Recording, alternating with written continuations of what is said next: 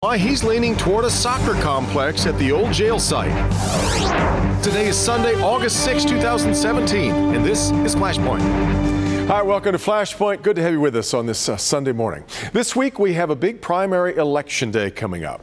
Well, isn't it big? Isn't every primary that decides our candidates for mayor, city council, and city clerk a big one? Well, it's been interesting. 4 years ago, we were all pretty transfixed on the drama going into primary day. Remember, Mike Duggan had been kicked off the ballot and was trying to somehow cobble together a write-in campaign. And those are generally doomed efforts, but not in that case. He ran through the primary and then won the general election. He'd like another 4 years. Does he deserve them? He told us right after becoming mayor he wanted to be judged on population growth in the city. Does that still hold up as a fair test? We're going to talk about that this morning. Notably, he's had a pretty friendly and functional relationship with the city council.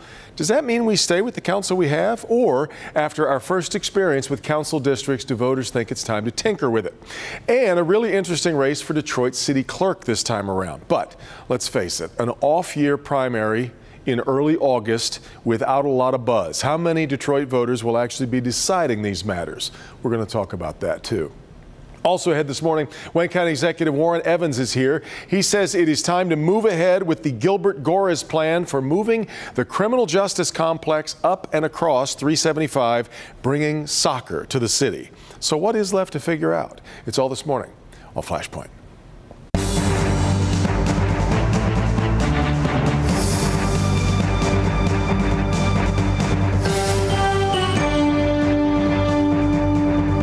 Primary election day is 2 days hence. Can you feel the electricity? Maybe not. Let's talk about it with this morning's roundtable. Cliff Russell is back with us from 9:10 a.m. Sheila Cockrell, former Detroit City Council member, is here. Chastity Pratt-Dawsey from Bridge Magazine back with us, and Nolan Fenley from the Detroit News. Good morning, gang. Thank you all for being here. Good morning. Cliff, let me start with you. I sense no electricity over a primary that is clearly going to decide some really important issues. Maybe it's because I am comparing it to 4 years ago, which was so crazy with the write-in and getting kicked off the ballot and all that. Or is it just a matter where everybody seems pretty happy with what they've got? What's going on? It's not a big a deal as it has been. Primaries in general tend to not be as exciting to some people. Yeah. But there's still a lot going on in Detroit. If you get into the trenches, if you talk to people, there are a lot of issues, there are a lot of concerns. There are a lot of people who are hungry for change. And who knows how much that will boil over into turnout in the election. Well, the current clerk, and she's up for re-election as well, but Janice Winfrey told us this past week that she was preparing for a really large turnout. She's the only one I've heard say that it might be a large turnout. And it's probably good for the city clerk to say that we're looking forward to a large turnout. I hope she's right. I hope she's right. And that she's prepared for one. Yes. That's it. Right? Be prepared for it anyway. Right. I guess what I would say is that with some of the civic engagement work that we're doing with Citizen Detroit and following therefore what's going on around the city, there's actually an intense level of interest among voters, high-performance voters, to be admittedly high-performance voters.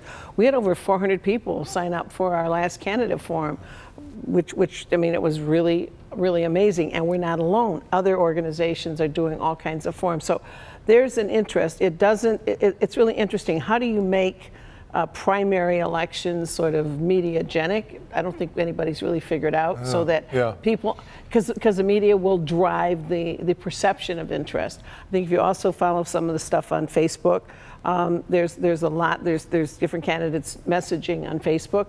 So I mean, and like we literally we're piloting a project now of voter engagement, and we had literally 100 people take our voter engagement toolkit. I was shocked when our person said that. I went, wait, what? And a little bit later on, we'll mention more about Citizen Detroit, because you've been putting together videos, so all these candidates sort of, at least their positions are available to you before you head to the voting booth. What are your thoughts on this primary?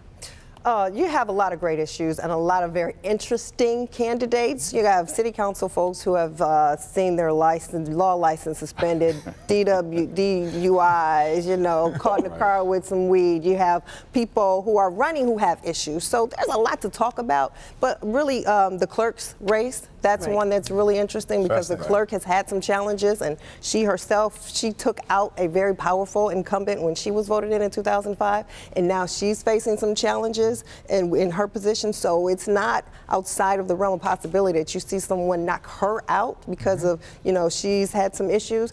You got a candidate in Hester Wheeler that a lot of people know. Hester Wheeler with NAACP formerly. Garland Gilchrist, who has run a really impressive campaign, I think, for somebody who is unknown to a lot of people. So the clerk's race is very interesting. And then just in general, the city council candidates and the mayor as well are going to have to deal with this issue of the old Detroit versus new Detroit voters. You know, old Detroit feeling as if they have been left out of this new Detroit momentum. What do you tell them? What do you do for them? Does that translate to black Detroit and white Detroit? Well, old black Detroit and new hipster Detroit. The 7.2 Detroit versus the ones who are saying, I don't live there, what are you going to do for me? That's an issue that they're going to have to deal with voters. It's a huge plate of issues in the city right now, Nolan. It really is, from an issue sort of perspective, it should be an electric time. And, you know, that's why I think the city deserved a more vigorous primary, and it looks like this primary is not going to be, and the You mean the mayor's, are you talking about the mayor's race? That it's not going to be the sort of vigorous discussion of the issues, and as you said, the things that are going on in the neighborhoods that are still not working for people. I mean, Coleman Young II raised $22,000 for his campaign. 6 was his. Versus, versus what, over $1 million for the mayor. $1.5 or something. I mean, $22,000 won't pay for his campaign lunches. And, you know, you think about, there are still serious issues that needed a more accountability. And I think it's very unusual for a first-term mayor not to get a stronger challenge. But across the board, there are far fewer candidates on this ballot, except in the clerk's race, than we've seen in past years. Well, it's interesting, to Coleman Young's candidacy, I think there was a fair amount of excitement and buzz when he announced, and then he's one of them who did not do a video for Citizen Detroit. And I made personal phone calls to anybody who was listed who had a phone number that worked, and left text messages, and so there's no way anybody, including Coleman Young Jr., wasn't given the option to make a video. I'm hoping in the primary and the general he'll go ahead and do that. Cliff, do you sense this is just sort of an acquiescence to Mike Duggan, or what's going on? Because I think to Nolan's point, to be a first-term mayor, it's not typical to not see a little bit of being mayor of Detroit is not what it used to be. And I think one of the issues for Detroiters is who's actually running the city. Is it the mayor? Is it Dan Gilbert? Is it the governor through the Financial Review Commission? Is it Chris Ilitch? Is it Roger Penske? And I think there's a sense of powerlessness, for lack of a better word, that has affected too many Detroit voters. So they don't, even if they vote, they're not sure what they're voting for. I guess what I've seen in some of the work we're doing is that people are highly engaged, want more options. Personally, I think we need to, as a community, do a better job of saying we're about to have an election, people. Here's the requirements. The media needs to do this. Nonprofit leadership does, to say we're going to have a campaign here. We want people to step up and participate. That doesn't happen right now. It's basically somebody decides I'm going to go collect some signatures. I mean, even in the mayor's race, there's 4 or 5 people who either didn't collect signatures or submitted signatures that weren't valid, and so they're all running as write-ins. And it's like, you know, we got to figure out a way to get more people knowing that it's time to step up. Cliff, jump in. I don't know that it's that people don't know that there's a primary. I think everybody who doesn't participate isn't necessarily apathetic. I think that people are very concerned about the democratic processes in Detroit. I mean, we're post-emergency manager now, where democracy and elected officials were just stripped from Detroit, and that is still very much on the minds of a lot of Detroiters. And I think, Chastity, we talk all the time about where is our next generation of titans? Where is that next group of political powers going to be? Where are they? I think Detroit is no different from, I mean, Detroit is highly democratic. From what I can tell, just being out in the community, there's a thirst within not only Democratic Party, but the Detroit Democratic Party for a vision. What next? Besides this issue of old Detroit versus new Detroit, what are you going to do for me, Democratic Party, Democratic candidates in general? There's no fire being lit to get people to really bring them to the polls. Okay, Coleman A. Young II, that is something that's going to mobilize some people, but definitely not the younger generation who didn't grow up with a Coleman A. Young. So where's the mobilizing issue? Quickly, I got to get to a break. Well, and you know, let's not forget that Kwame Kilpatrick washed out a generation of potential leaders in this city. A lot of very bright, talented, committed young people got washed out when he went down. Yeah, fair point. Let me take a quick break. We'll come back. We'll talk more as we get set for primary day. Also, some reviews coming in now on Nikolai Vitti heading Detroit schools. We'll talk about that too. This is Flashpoint on Local 4.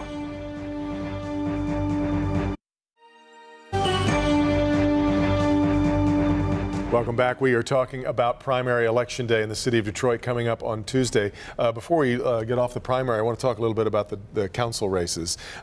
Cliff, we just came through our first experience with districts, so now we've had a little bit of experience with that. I'm wondering which races jump out to you as maybe being particularly interesting, or incumbents that might see a little bit of a challenge here. Very quickly, we're now coming back to districts. I understand a long time ago well, that's right. in the city of Detroit, and they got rid of them.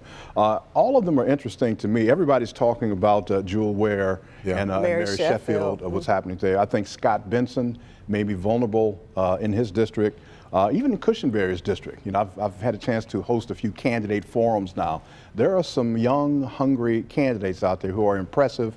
Whether they can get their message to the voters or not, that's another question. Interesting. Chastity, what do you want? I agree. I think that that Mary Sheffield versus Jewel Ware, that goes all the way through because there's only two candidates there. So that the primary will be the absolutely, general, absolutely. Judge Cushenberry is going to have a fight on his hands, from what I'm being told, and from the forum that I just came from tonight.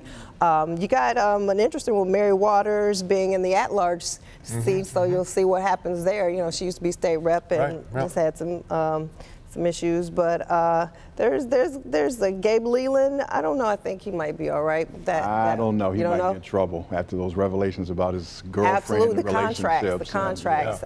He has two other people facing him, so you know, incumbents typically eke it through in the primary.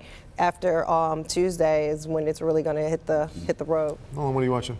Well, we didn't endorse either Cushenberry or Leland. Leland's case, we just thought that given what the city's been through, you ought to be above reproach. And, you know, we've had issues with Cushenberry from the beginning. I think he benefits from a crowded primary there. He'll surely come out of the primary. I think the interesting question is, how will Verge Smith do in the primary? And I'll let you get the last one. I think Roy McAllister in 2 will be a real player. He's run for council. He's got a strong base. I think he's a real possibility to come through. We'll see what happens. Again, these will just get down to 2 candidates before we head into the general. Chastity, I want to talk to you quickly about Nikolai Vitti. I've talked to so many people now who have had enough exposure to him and heard him talk enough that there's a kind of excitement about him that is fascinating to me about Detroit schools, that there doesn't seem to be, there's an optimism around him that hasn't always gone hand in hand with Detroit schools leadership. What are your thoughts? I think really after covering this district for 16 years, there's always some fire behind a new person. They come into town, they have on a cape, they make a lot of friends, and people say, you have to wait and see what happens, quite honestly. They all do the same thing. They change the cabinet, they bring in their own people, they get rid of some principals, they replace a lot of people. Everyone does that. I mean, we've seen that 10 times in 10 years. So at this point, it's easy to say all the right things in July and August, right, when the school hasn't started. Absolutely. We need to see what happens a year from now. Do people still feel the same way? He's taken a lot of meetings. Just the other day, I was standing outside as he was meeting with some youth, hoping to get in, didn't get in. So he's taken a lot of meetings. He's doing a lot of the right things that we see people do when they come into this job a lot. Right now, he's going to be having to hire a lot more teachers than we thought he was going to have to hire in the beginning. So that's going to be a challenge. And enrollment is always a challenge. Well, I agree. Right now, his challenge is he's a marketer right now. He's got to market the district to parents who aren't sure and are fed up with the constant turmoil. He's got to get enrollment up in the fall, or at least stabilized. And as Chastity said, he's got to go out there and find the sort of teachers he needs to pull off what he's promised to do academically. I've said a few times, there's 2 things he has to do. He has to have short-term goals, make some short-term wins, get people on his side, because his long-term plans, if he's going to be here as long as he wants to be, he has to long-term go to Lansing and get some big wins. But he only does that if he gets some short-term wins.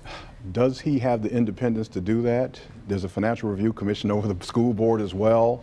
I don't know how much the leaders in Detroit are able to lead because of that connection to Lansing. There's a 3-year expiration date on that. I think that's a convenient sort of issue to sort of, I don't think that gets in the way of people actually really doing things if they have a real plan. I don't think it's in the way of the city. It's not in the way. It's a check and balance. But is it not a sword of Damocles kind of hanging over the head? But at a certain point, at a certain point, if you haven't delivered historically the core services you're supposed to, shouldn't there be a sword of Damocles hanging over your head? Right now, I mean, what what will decide this is whether the people who hired him will have the faith in him to let him execute a plan. I don't think the state's going to get in his way if he moves this district in the right direction and keeps the finances on track and make sure there's no corruption surfaces. The short-term and he has a good and he has a really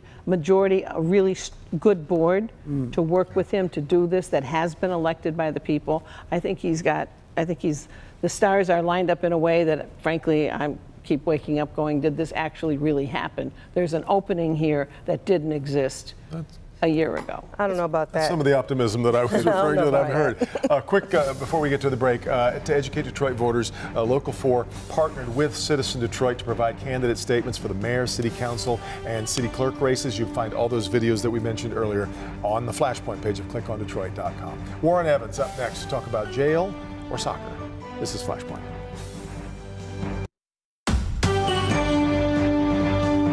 Welcome back. We have talked quite a bit on this program about the decision facing Wayne County Executive Warren Evans about what to do with the county's jail fiasco.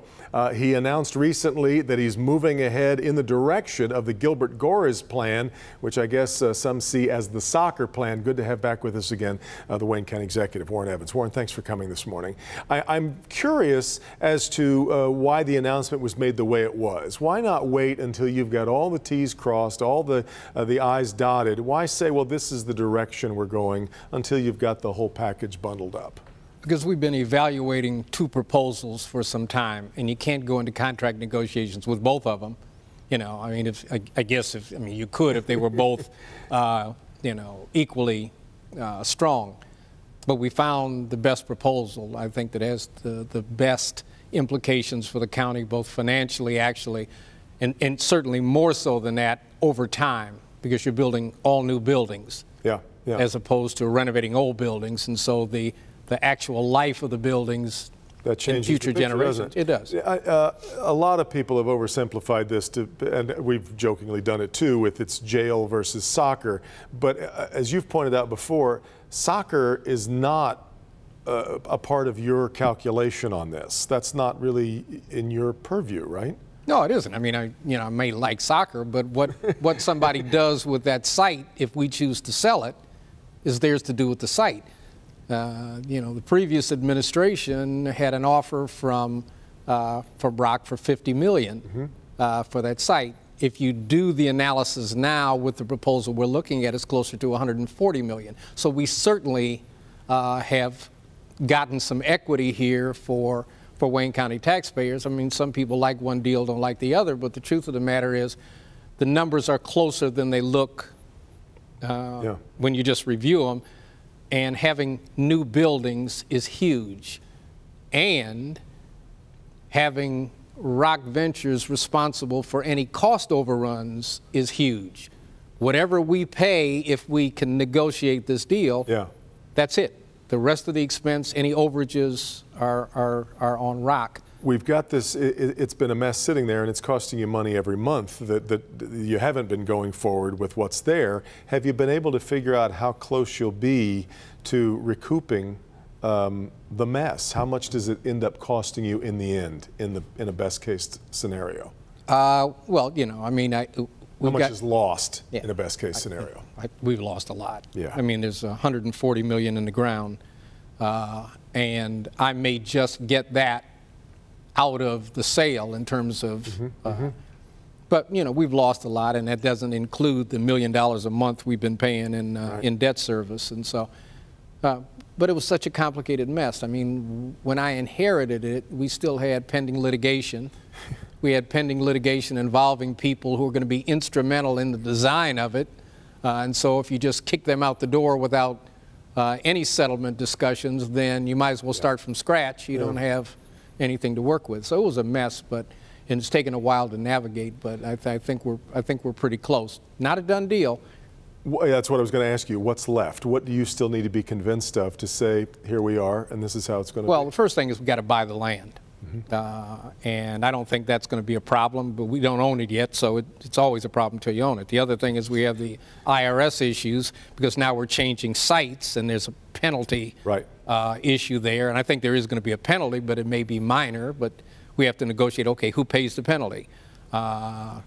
You know, we've looked at a proposal, but we haven't gutted out a contract. You know, how many Wayne County residents, Detroit residents are going to be a part of the development agreement, you know, doing the work. I mean, there are a number of things that need to be ironed out, but I think, having said that, this still is the best proposal, and we're going to try to get it done, and we're going to try to get it done timely, because if it does not work, we have about 90 days that we can run back to the other proposal and see if we can hammer out something with them. A window.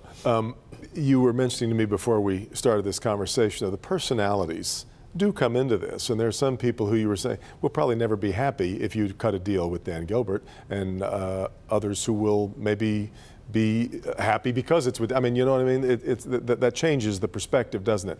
People aren't as familiar necessarily with Walsh Construction, but they know a lot about Dan Gilbert and Tom Gores. And that is absolutely correct. And people get sidetracked with issues like whether they like soccer or don't like soccer, and they don't understand that really is not a part of building a jail or not building a jail.